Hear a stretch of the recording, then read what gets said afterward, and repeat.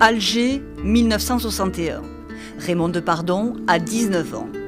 Il capture les derniers soubresauts de la guerre et les acteurs anonymes de l'histoire en marche.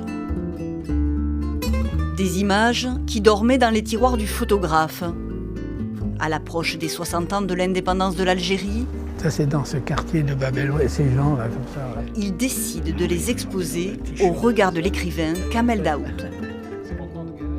L'idée c'était d'avoir un vrai talent, quelqu'un qui nous fasse rêver, nous parle d'autre chose. C'est un des plus grands écrivains de langue française, contemporain, vivant. Et moi, je ne suis ni un décolonisé, ni un colonisé. Je suis né bien après ces moments-là. Et donc, au début, le challenge intellectuel, c'était est-ce que j'étais capable de regarder ces photos à partir de mon statut d'écrivain, d'amoureux de la langue française, d'universaliste, d'esthète.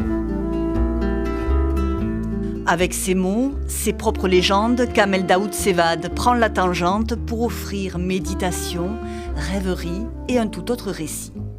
Je voulais éviter un malentendu, c'est-à-dire être convoqué en tant qu'Algérien à commenter des photos sur une période donnée et donc à reprendre un petit peu les clichés du récit algérien.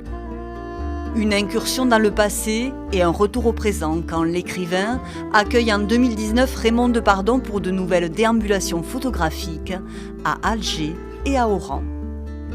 J'avais presque une mission de la part de Kamel qui m'a dit « Raymond, l'Algérie n'a pas d'image d'aujourd'hui contemporaine. » Et donc je me suis dit « Bon voilà, il faut que je mette toute ma science, que je fasse des photos où je suis sûr que je vais y voir des gens avec une gestuelle magnifique. » L'Algérie est habitée par des gens qui sont encore vivants. Quand vous voyez un petit peu les photos des femmes, des jeunes femmes prises par Raymond, c'est-à-dire on est parfois déstabilisé par la beauté des sourires. Parce qu'il est vrai que l'image de jeune Algérien, c'est le visage fermé qui regarde la mer pour pouvoir partir.